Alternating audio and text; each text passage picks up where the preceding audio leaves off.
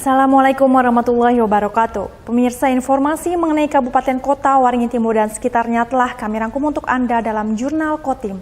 Bersama saya Fibi Serayu Anita, berikut informasi selengkapnya.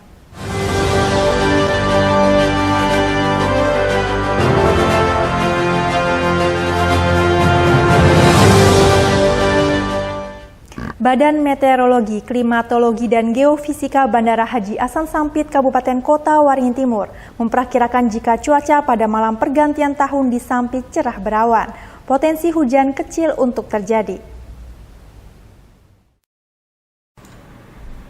Malam pergantian tahun umumnya menjadi momen spesial bagi sebagian besar masyarakat, termasuk di Kabupaten Kota Waringin Timur. Banyak masyarakat mengisi kegiatan perayaan malam tahun baru dengan berbagai kegiatan. Apalagi tahun ini merupakan tahun pertama pasca pandemi COVID-19, di mana masyarakat diperbolehkan melakukan kegiatan perayaan malam pergantian tahun 2022-2023 tanpa pembatasan kegiatan masyarakat. Perayaan malam tahun baru kali ini sepertinya didukung cuaca yang bersahabat. Pasalnya, BMKG Sampit memperkirakan cuaca cerah berawan akan terjadi pada malam pergantian tahun. Rabu 28 Desember, Kepala BMKG Sampit Musuhanaya menjelaskan, cuaca cerah berawan tersebut berlangsung sejak tanggal 31 Desember pagi sampai malam hari. Cuaca yang sama terus berlangsung hingga memasuki pergantian tahun 2022 ke 2023. Berdasarkan perakiraan yang ada, potensi hujan kecil terjadi dan jika terjadi hujan pun intensitas dan curah hujannya hanya ringan.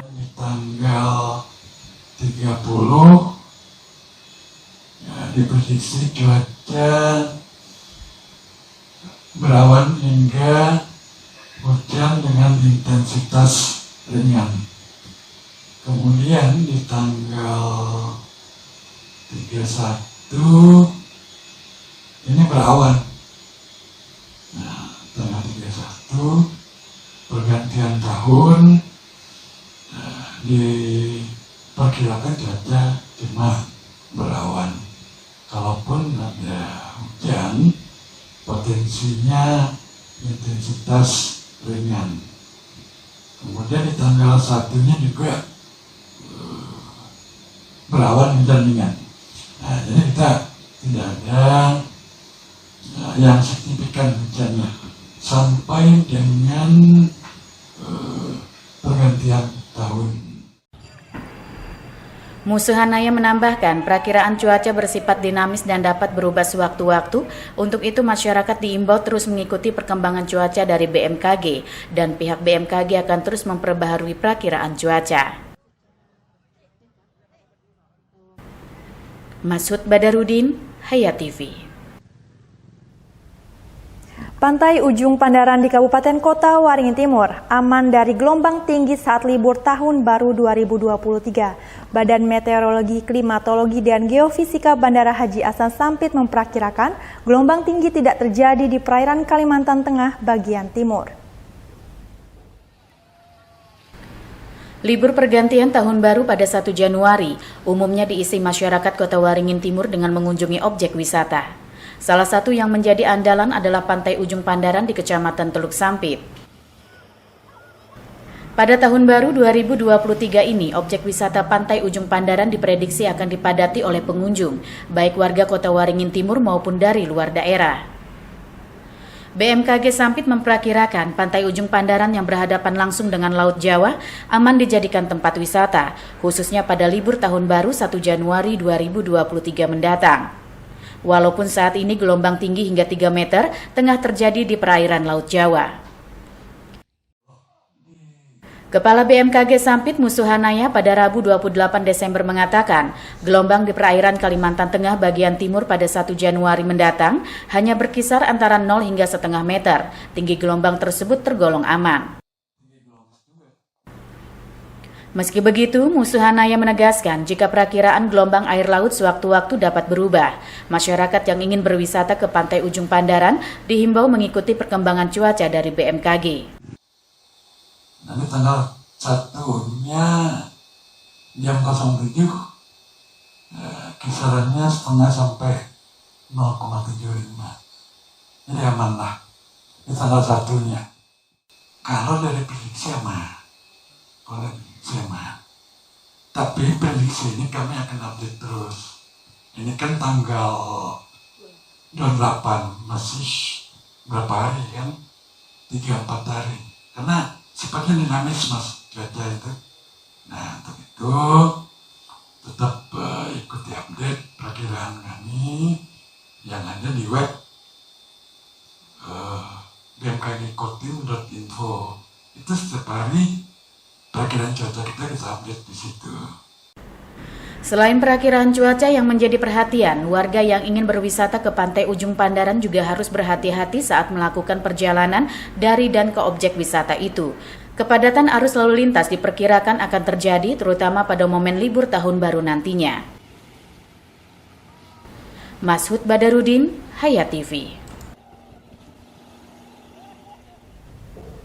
Sentra Penegakan Hukum Terpadu atau Sentra Gakumdu memiliki peran penting dalam penanganan tindak pidana pemilu. Sebab semakin hari tindak pidana pemilu semakin menjadi perhatian yang serius. Penegasan tersebut dinyatakan Muhammad Darwis saat menyampaikan laporan panitia pada kegiatan sosialisasi penanganan tindak pidana pemilu tahun 2022 oleh Sentral Gakumdu, bekerja sama dengan Badan Pengawas Pemilu atau Bawaslu Kabupaten Kota Waringin Timur Rabu 28 Desember 2022. Menurut Darwis, yang juga Kasubag Pengawasan Pemilu Bawaslu Kotim, mengatakan pada pasal 486/1 Undang-Undang Nomor 7 Tahun 2017 tentang pemilihan umum secara eksplisit menjelaskan bahwa dibentuknya Gakumdu guna menyamakan pemahaman dan pola penanganan tindak pidana pemilu oleh Badan Pengawas Pemilu, Polri dan Kejaksaan Agung Republik Indonesia. Darwis menyatakan, tindak pidana pemilu di Indonesia dalam perkembangannya mengalami banyak perubahan, baik peningkatan jenis tindak pidana hingga penambahan sanksi pidana. Hal ini disebabkan karena semakin hari tindak pidana pemilu semakin menjadi perhatian yang serius. Karena ukuran keberhasilan negara demokrasi dilihat dari kesuksesan menyelenggarakan pemilu, ungkap Darwis di hadapan sekitar 45 peserta dari perwakilan organisasi kemasyarakatan, pemuda, mahasiswa, dan instansi pemerintah di Kabupaten Kota Waringin Timur. Bersama rakyat awasi pemilu, bersama Bawaslu tegakkan keadilan pemilu. Normansyah, Hayat TV.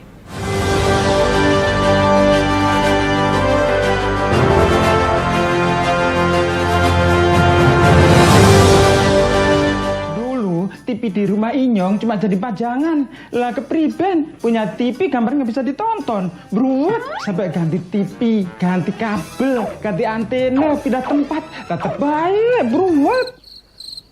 Maring sekarang sejak Inyong pakai TV digital, di rumah Inyong jadi rame terus. Gambar TV nggak semutan, suara jernih, celing. Pasangnya gampang, nggak pakai ribet. Ayo pakai TV digital aja, kelalen pasti celing.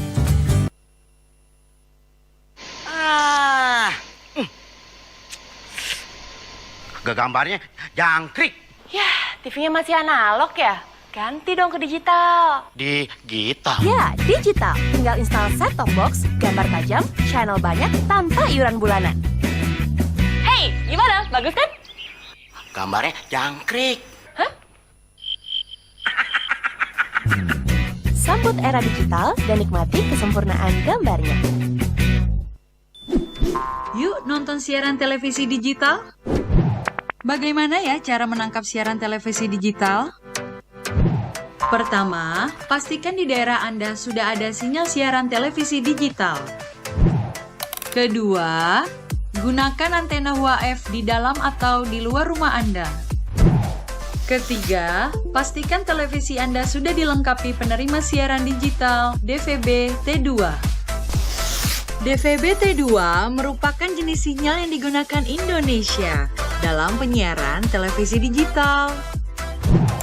Keempat, pilih auto scan, lalu pindai televisi Anda. Bagaimana jika televisi Anda masih analog? Pasangkan set-top box, televisi Anda otomatis menangkap siaran digital. Bersih gambarnya, jernih suaranya, canggih teknologinya.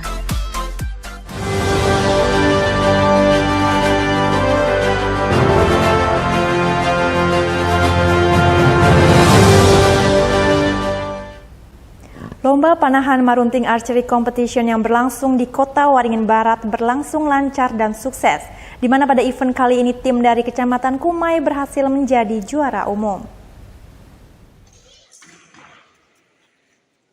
Lomba panahan marunting archery competition atau MAC merupakan ajang silaturahmi dan mengukur kemampuan para atlet panahan.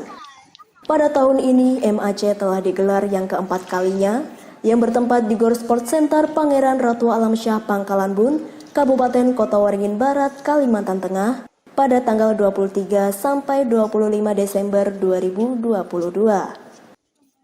Turnamen ini diikuti oleh 141 atlet dan 14 klub dari beberapa komunitas panahan yang berada di Kabupaten Lamandau, Seruyan, Kota Waringin Timur, Kota Palangkaraya, dan Kabupaten Kota Waringin Barat. Dalam kegiatan yang bertema Panahan Menyatukan Kita ini, ada 14 kategori yang dilombakan dari 3 divisi olahraga panahan, yaitu divisi barebow, standar nasional, dan divisi horsebow.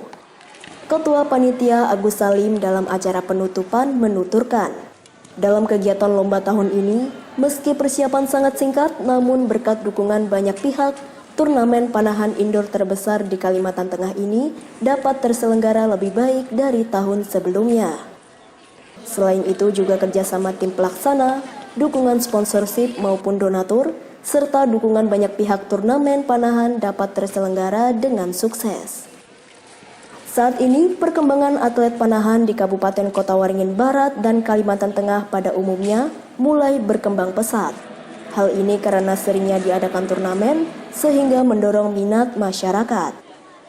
Agus Salim berharap kegiatan serupa diadakan di daerah lain agar dapat saling belajar dalam upaya meningkatkan kualitas dan kemampuan atlet panahan Kalimantan Tengah.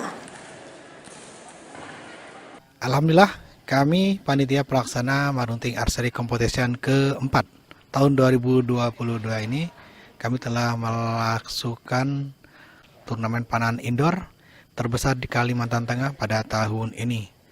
Marunting Archery Competition ke-4 merupakan sarana silaturahmi, sarana untuk mengukur kemampuan dan skill pemanah yang ada di Kalimantan Tengah pada umumnya dan Kabupaten Kota Waringin Barat pada khususnya.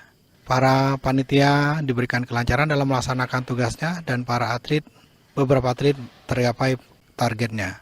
Alhamdulillah, terima kasih kami sampaikan kepada para donatur, sponsorship yang mendukung suksesnya penyelenggaraan turnamen Marunting Archery ke-4 pada tahun ini. Kami bersyukur kegiatan ini dapat berjalan lancar. Semoga ke depan kami bisa melaksanakan kegiatan ini lebih baik. Tidak luput dari kekhilafan kami selama ini dalam melaksanakan turnamen ini. Kami mohon maaf atas segala kekurangannya, baik secara lisan maupun non-lisan, baik secara prasangka maupun sikap. Kami mohon diikhlaskan. Semoga ke depan kami bisa melaksanakan kegiatan semacam ini lebih baik dan lebih sukses. Lomba panahan marunting archery competition atau MAC yang keempat tahun 2022, tim Bahari Archery Club atau BAC Kumai mendapatkan juara umum. Selain ajang silaturahmi, berharap kedepannya melahirkan atlet-atlet panahan berprestasi yang bisa berperan di kancah nasional maupun internasional. Jamri, SBTV. Keluarga besar Panglima Utar di bawah Yayasan Sejarah Panglima Utar bersama Ditpol Airut Polda Kalteng, Komandan Pos TNI AL Kumai dan jajaran Lanal Banjarmasin melakukan gotong royong sekaligus berziarah di makam Lauyah di pesisir pantai Teluk Kumai, tepatnya di pesisir Umbang, Desa Sungai Bakau, Kecamatan Kumai, Kabupaten Kota Waringin Barat, Kalimantan Tengah. Keluarga besar Panglima Utar di bawah Yayasan Sejarah Panglima Utar bersama Ditpol Airut Polda Kalteng melalui Kepala Markas Unit Kumai Bribka Tandri Sekman dan Komandan Pos TNI Angkatan Laut Kumai jajaran Lanal Banjarmasin Letda Pelaut Rio Kusuma melakukan gotong royong sekaligus berziarah di makam Lauyah di di pesisir pantai Teluk Kumai, tepatnya di pesisir Umbang, Desa Sungai Bakau, Kecamatan Kumai, Kabupaten Kota Waringin Barat, Kalimantan Tengah. Di pemakaman ini, selain makam Lauyah, istri Panglima Utar, di lokasi ini juga terdapat makam 4 anak Panglima Utar, yakni makam Pajri, Hatimah, Jamidi, dan Gudadi. Sedangkan anak Panglima Utar yang bungsu atau yang kelima bernama Alwi berada di pemakaman Keramat Kuala Pembuang. Ketua Yayasan Sejarah Panglima Utar, Tamrin, mengucapkan terima kasih kepada Ditpol Airut Polda Kalteng melalui Kepala Markas Unit Kumai dan Komandan Pos TNI Angkatan Laut Kumai jajaran Lanal Banjarmasin yang telah ikut berpartisipasi dalam kegiatan ini. Makam ini sebelumnya berada di bibir pantai Umbang, namun akibat abrasi atau proses pengikisan tanah akibat ombak laut, kemudian dipindahkan. Ya, alhamdulillah kita bersama AL Angkatan Laut Kumai beserta Airut, Ditpol Airut dan Ditpol Airut Kumai.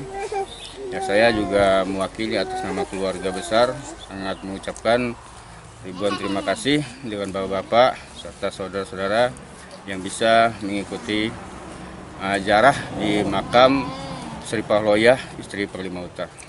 Ya, alhamdulillah tadi juga dari Pejuriatan juga tadi alhamdulillah ikut-ikut gotong royong beserta dari AL juga ikut gotong royong tadi. Ya, alhamdulillah terima kasih. Saya berharap kepada segenap pemerintah daerah maupun masyarakat, kalaupun istilahnya pengen ziarah, disinilah makam Sri Pahloyah, istrinya Panglima Utar.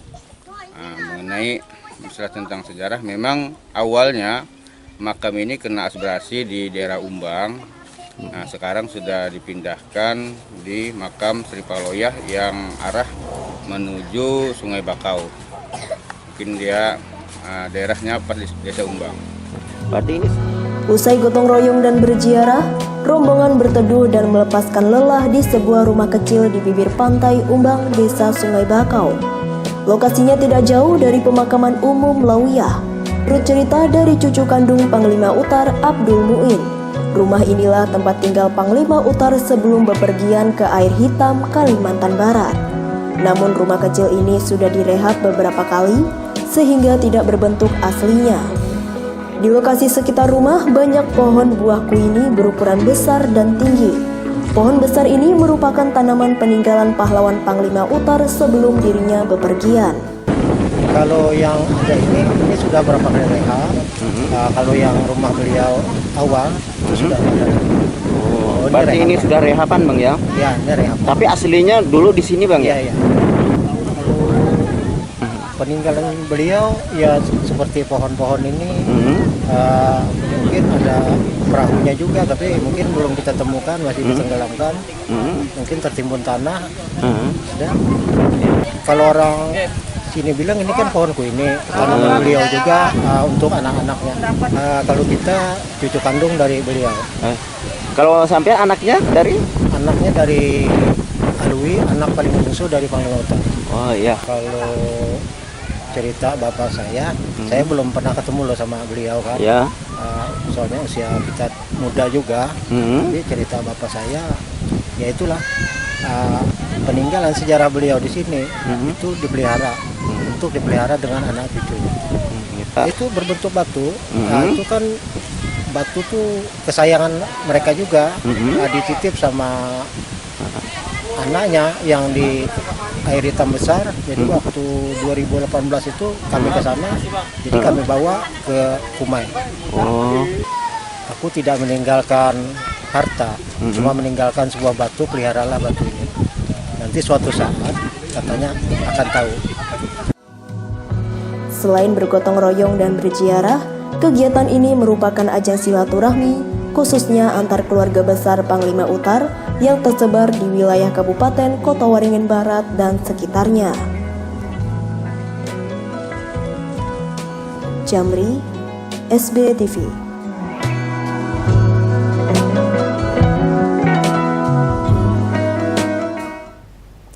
Demikian pemirsa informasi tadi sekaligus menutup jumpa kita pada kali ini. Saya Phoebe Srayuwanita mewakili jajaran yang bertugas mohon undur diri dari hadapan Anda. Terima kasih dan sampai jumpa. Wassalamualaikum warahmatullahi wabarakatuh.